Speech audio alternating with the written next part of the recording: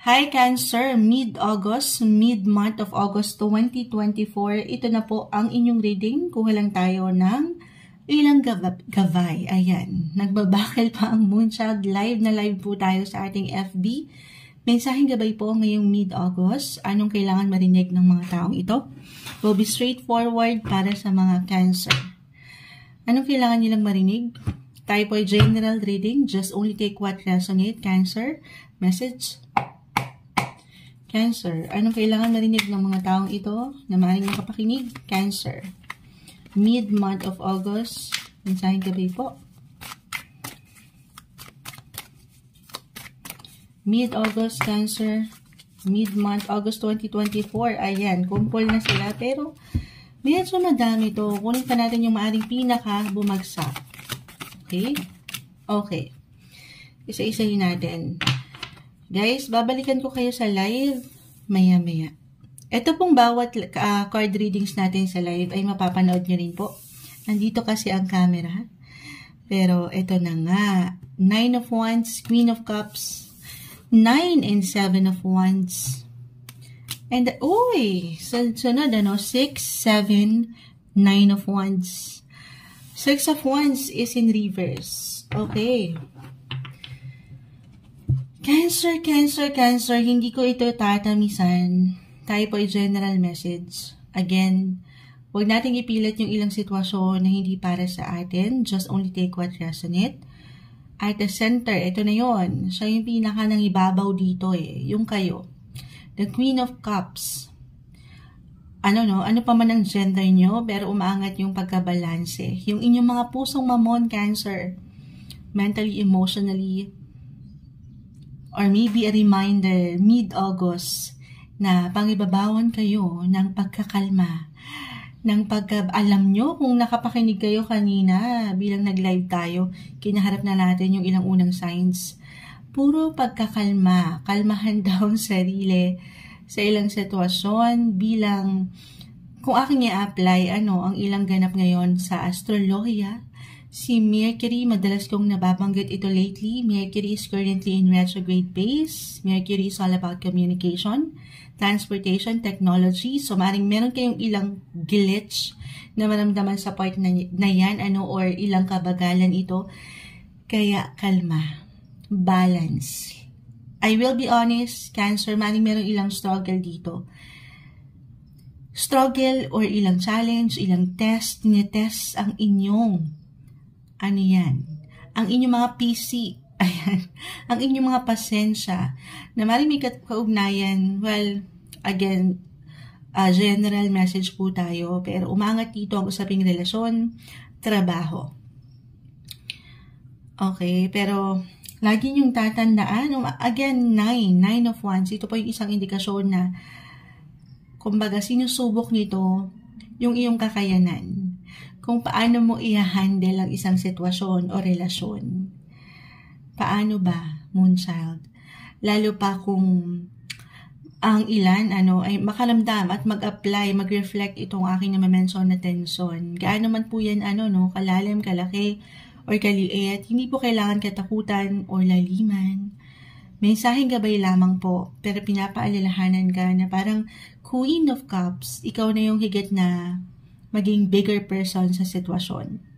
Or kung kakailanganin talaga ay umiwas sa ilang tension or negative energy sa iyong paligid na alam mong hindi makatutulong sa'yo. This time of the month, mid-August po ang ating hiningi. Pero dito, patuloy niyong paglaban sa inyong mga posisyon at relasyon. Pagkapit doon sa, alam yung balance, sa wasto, na hindi kayo nasasobrahan or nakukulangan. 6 of Wands, guys. This is about your career growth. Maaring merong magandang potential na parating. This one is in reverse. Isang indikasyon lang po na maaring ito ay more on tahimik lang na selebrasyon. May pagka low-key. Personal nyo itong isa-celebrate. Or a reminder to celebrate your small wins. Itong patuloy mong binibigyan ng, sabi ko nga, pagprotekta sa iyong ginagawa, maging pa man yan, gaano man minsan nagkakaroon ng challenge or struggle, difficulty na napaka-normal, pero patuloy po na may pag-inat ang iyong buhay karera. Patungo ka patuloy dito sa growth na aking na-mention na ang ganda. Kahit pa, ayan, parang pakiramdam nyo ay sinusubok kayo or susubukin kayo ng universe ngayong mid-August.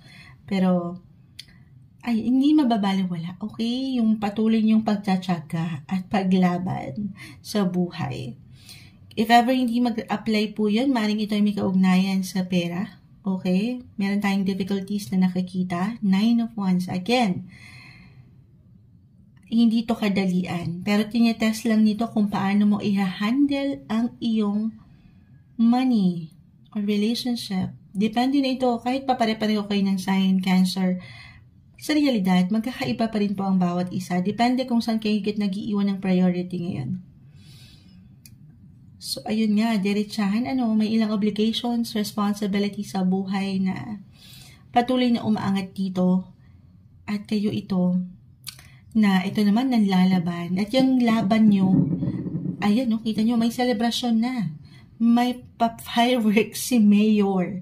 I-claim natin, gaano man nagiging matagal, or mabagal yung progreso o yung growth, pero umuusad po kayo. Okay? Sa mas practical, I feel dito na may ilang gastusin ba? Napaka-normal. So, usaping pera, meron talaga tayong gastusin. Pero this is something na maaaring higit doon sa inaasahan ng ilan. So, be prepared sa ilang unexpected bayarin. I mean, ito reversal yung energy every time, guys. So, maring ito ay mag-apply sa'yo or sa ilang tao sa iyong paligid, your partner, family. So, definitely, hindi kayo nag-iisa. Okay? Or kung meron talagang financial obligation dito, kung Moonchild, mag-isa lang ako. Oo. Walang tutulong iba sa akin, kundi ako lang. So, sa mas practical, okay. Kung talagang nahihirapan or merong difficulty kayong kaharapin, ito nga yun. May paraan po. May makikita kayong paraan bilang you're all about balance dito. Financially, physically, mentally, andito na lahat. So, yung support about sa money So, meron kayong pwedeng mahiraman about paglo-loan ba ito? Or meron solusyon. Okay? Huwag kayong pangibabawan ng pangamba. As long as ito, patuloy kayong,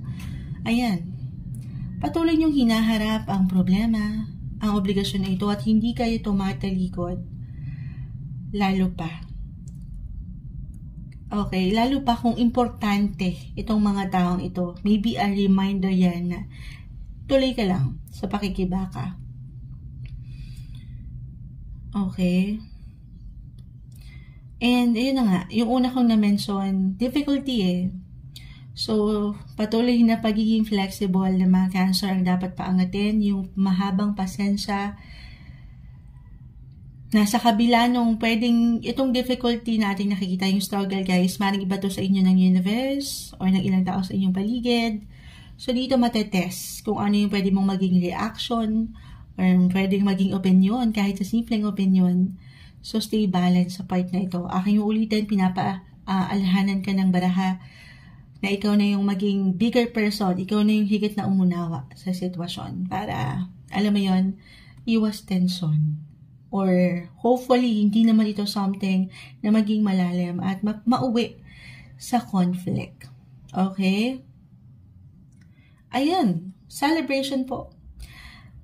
Kung hindi nyo paramdam itong celebration na ating nakikita, may success po. Merong tagumpay, guys. Kasi naka-reverse Maaring ito yung hinihintay ng ilan na ang tagal or natagalan, umaandar ka, patungo ka doon. Huwag kayong mainip. Okay? Could be a promotion, bonus, commission, or kahit sa simpleng appreciation, mapupunak at nakikita kayo. Okay? May mga pagkakataon lang talaga na hindi pa nagiging agad-agad. At lagi nating alalahanin na meron pong dahilan ng lahat kung bakit parang ang tagal minsan. Merong dahilan at isipin na lang natin na kung ano man yung dahilan na yan, Sa huli, yan po ay higit na para sa inyong ikabubuti. Patience is the key. Habaan ng mga pasensya ngayong mid-August 2024, Cancer.